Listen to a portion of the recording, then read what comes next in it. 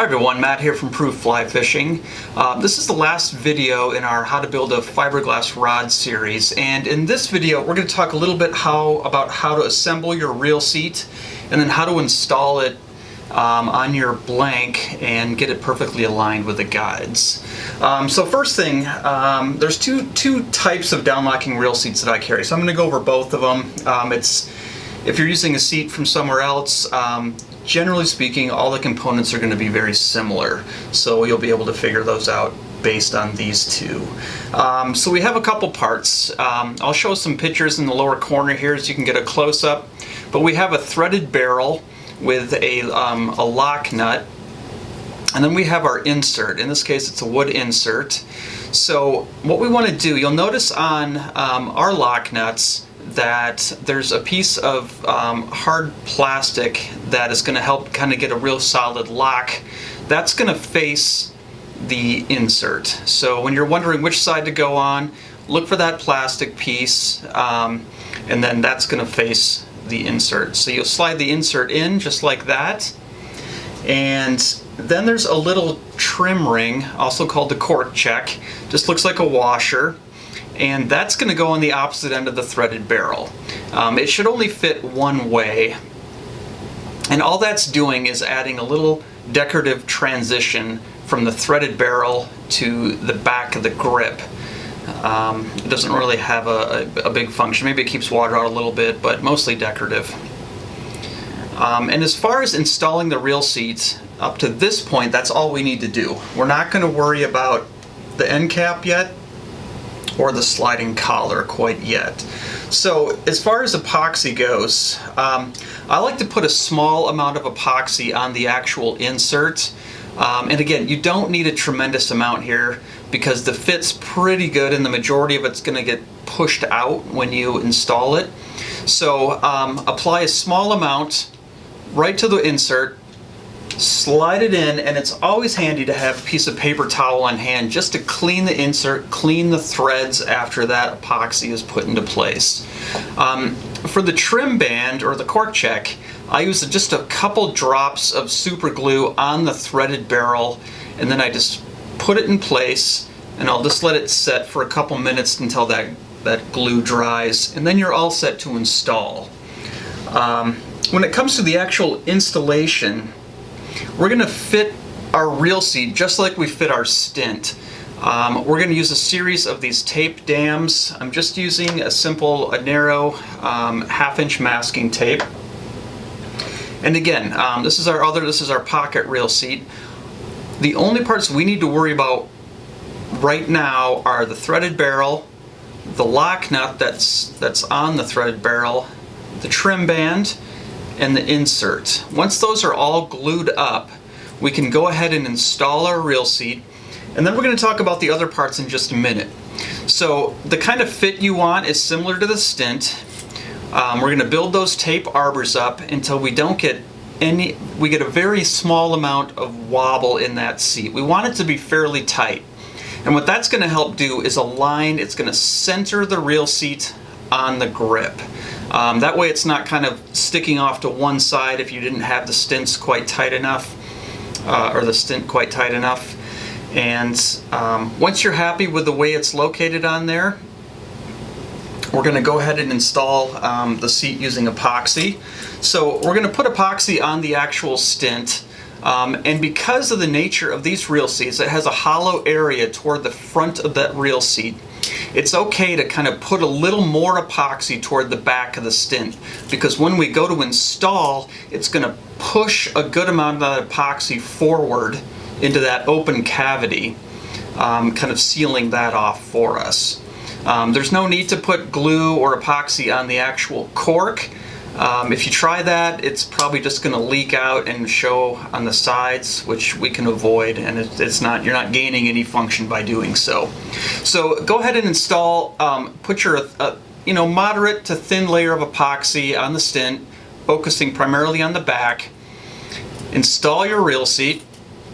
Make sure it's pushed all the way tight against the grip. We don't want any gaps between that trim band and the cork. Once you get that done and you're kind of holding it in place, If you have some space on the back of that insert where the stint is not filling it, it's okay and a good idea to just fill that with epoxy. So what we have then is the opening in the insert, and then we fill that opening flush with the top of the insert with epoxy.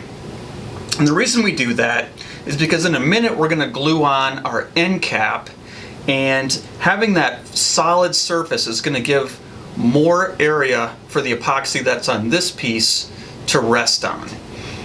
So we get a nice tight fit, and there's very little chance of that end cap popping off later on. So again, once we have everything glued up, we're going to let this just kind of set up fully. Give it, if you're using a 5-minute epoxy, give yourself 10 minutes, and that epoxy will be fully hardened and we're ready to work on alignment issues. When it's time to align the end cap, at this point the seat's pretty neutral. There's nothing to align, but there's two parts. One is the sliding collar. You want to make sure you install that first. So you'll slip that on, make sure it's going the right direction so there's a pocket for the rear seat. And what I like to do is just put a piece of tape over top of it. It keeps it out of the way. That way when you're aligning the end cap, you don't have to worry about that sliding cap moving all over the place. So just put a piece of tape over top of it, and then it's out of your way. Now, as far as getting the proper alignment for the end cap, there's a couple tricks. And there's a lot of different techniques out there, but the one I use, and the one I find to be most accurate, is you'll sight down your blank. If you have a guide on it, if not a guide, then use your label or a hook keeper or whatever referencing spot you have on this lower section. And you want to sight that through. I sight it only to the grip. And once I have that in sight, I take a piece of our green guide tape and I lay it right over top of the grip in complete alignment with that guide. And because it's close to the blank, it's closer than the real seat at least, it's easy to get a pretty straight alignment off it. And you can make small adjustments as you kind of sight that down. Again, we're using this kind of like a rifle scope. You're looking down, making sure everything is exactly how you want it to be. So now we have this reference on our grip that we can reference our end cap off. And it's just going to be a little bit easier than trying to see over the grip, down the blank. It just brings our reference point closer. When you have your grip taped off, then grab your end cap. And what I do is, depending on the end cap, if you're using our pocket seat, and again I'll show you a close-up of this, it's not perfectly round. It has an opened up space for that real seat foot to go into. If you're using our Atlas seat, however, it's perfectly round on the outside, and the inlet is only visible from the back side.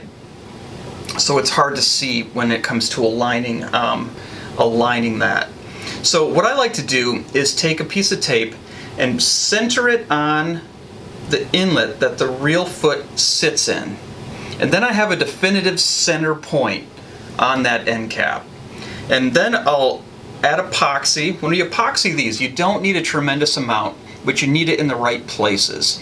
So you want to put a thin layer of epoxy on the bottom inside of that cap, and then along roughly 2/3 of the inside of that cap, staying away from the area that the real seat foot is going to go in.